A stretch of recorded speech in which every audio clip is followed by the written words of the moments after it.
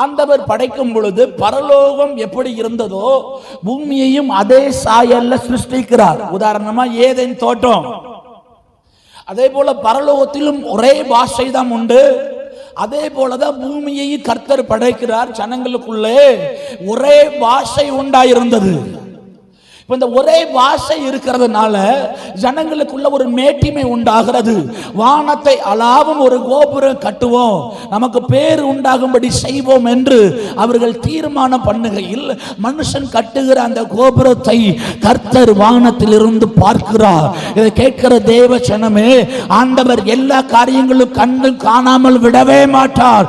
எந்த காரியம் மனுஷனுக்குள்ள பாவத்தை கொண்டு வருகிறதோ, எந்த காரியம் மனுஷனுக்குள்ள பெருமையை கொண்டு வருகிறதோ அதை பார்த்து கர்த்தர் சும்மா இருக்க மாட்டார். அவர் பார்க்கிற தேவனாய், அவர் கவனிக்கிற தேவனாய் இருக்கிறார். அவருடைய பார்வைக்கு எதுவும் மறைவாய் இருக்க கூடாது, இருக்கவே முடியாது. ஹல்லேலூயா. இந்த இடத்துல ஒரு பெருமை உண்டாகிறது, ஒரு மேட்டிமை உண்டாகிறது. நாம கட்டுகிற கோபுரத்தை போல பூமியில எந்த கோபுரமும் இறங்கக்கூடாது என்று தீர்மானம் பண்ணி அந்த கோபுரத்தை கட்டுகிற வேளையில் வானத்தில் இருக்கிற தேவன் பார்க்கிறார். நாம் இறங்கி போய் பாஷையை தாறுமாறாக்குவோம் என்று சொல்லி ஒரே பாஷை இருந்த இடத்துல பல பாஷைகள், பல மொழிகள் உண்டானது. அல்லேலூயா.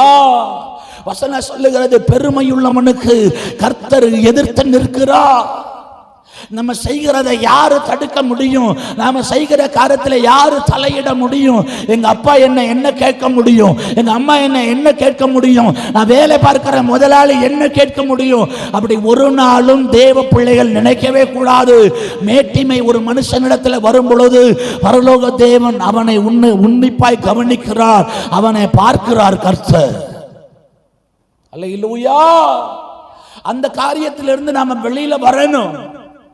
எந்த பெருமையான காரியம் நம்மளை தொடக்கூடாது, மேட்டிமையான காரியம் நம்மளை தொடக்கூடாது. அந்த காரியங்கள்ல ஜாக்கிரதையா இருக்கணும். ஏன் கர்த்தர் பாஷையை தாறுமாறாக்கினார் என்றால், ஒரே பாஷை இருக்கிறதுனால அவங்க தாங்கள் நினைத்தது ஒன்று செய்ய தடைபடாது என்று அவர்கள் துணிகரமாய் சில காரியங்களை இறங்கி செய்கிறபடியினால கர்த்தர் பாஷையை தாறுமாறாக்கினார். இது எவ்வளவு பெரிய, அவன் கேட்கும் பொழுது சாதாரணமா இருக்குது, நடக்கிற போது அது கவனிங்க. அந்த இடத்துல என்ன நடந்திருக்குன்னு கவனிங்களேன். இப்போ எபிரேய மொழி பேசிட்டு இருக்காங்கன்னா டக்குன்னு தமிழா மாறும், மலையாளமா மாறும், ஹிந்தியா மாறும், தெலுங்கா மாறும். ஒரே இடத்துல பற்பல பாஷைகளை கொண்டு வந்து பாஷைகளை கர்த்தர் தாறுமாறாக்கி போடுகிறார். அவங்களுக்குள்ளே குழம்பிட்டு, இவன் என்ன பேசுறான்னு தெரியலையே, இவ்வளவு நேரம் நீ நல்லா தானே பேசிட்டு இருந்த, திடீர்னு என்னாச்சு? சில பேர் அப்படிதான் வீட்டில் கவனிங்க, நல்ல சிரிச்சு பேசிட்டு இருப்பாங்க. நல்ல சிரிச்சு பேசிட்டு இருக்கும்போது திடீர்னு கோவம் வந்துடும் பாருங்களேன். அது கோவப்படுற நேரத்தில் சொல்லுவோம், இவ்வளவு நேரம் நீ நல்லா தானே பேசுன, திடீர்னு ஏன் உனக்குள்ள இந்த காரியம் வந்தது? அதே போல அந்த இடத்துல ஒரு பெரிய ஒரு பிரகலம் உண்டாகிறது, ஒரு பெரிய பிரச்சனை உண்டாகிறது. இது வரைக்கும் நல்லா பேசியிருந்த அந்த மனுஷன் திடீர்னு வேற எதையோ பேசுதா, திடீர்னு அந்த அக்கா வேற எதையோ பேசுது.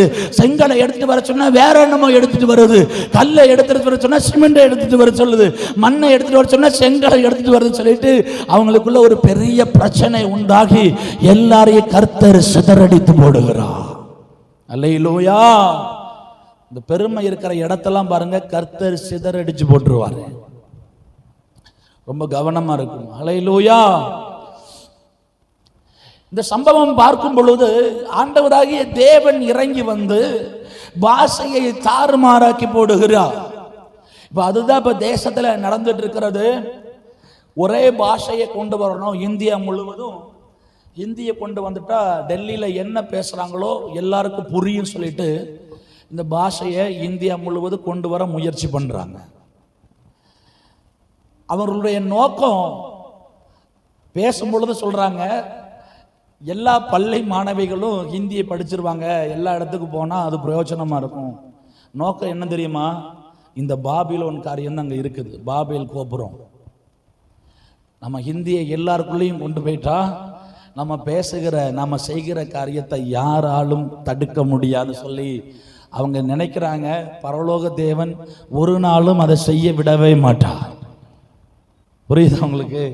அவனுக்கு தேவைன்னா அவன் படிச்சுக்கிடுவான், நான் எல்லா மக்களுக்குள்ளே அதை கொண்டு வர முடியாது. ஏனென்றால் இது பரலோக திட்டம். பரலோகத்துல நீங்களும் நானும் பிரவேசித்து ஒரே மொழிதான் பேச போகிறோம். இருந்தவரும் இருக்கிறவரும் வருகிறவரும் ஆகிய சர்வ வல்லமையுள்ள தேவனாகிய கர்த்தர் பரிசுத்தர் பரிசுத்தர் பரிசுத்தர் என்று ஒரே பாஷையை பூமியில் இருக்கிற எல்லாரும் பரலோகத்தில் எடுத்துக் கொள்ளப்பட்டு ஒரே பாஷையை நாம பேச போகிறோம். அதே போலதான் தேவனுடைய ஆட்சி பூமிக்கு வரும். 1000 ஆண்டு அரசாட்சியில ஒரே பாஷை பூமியில பேசப்படும். ஆண்டவர் பேசுகிறதை எல்லா ஜனங்களும் புரிந்து கொள்வாங்க. எல்லா ஜனம் பேசுகிறதும் ஆண்டவராகிய தேவன் புரிந்து கொள்ளுவாங்க. அந்த பரலோக திட்டத்தை பூமியில் ஒரு நாளும் செயல்படுத்த முடியவே முடியாது.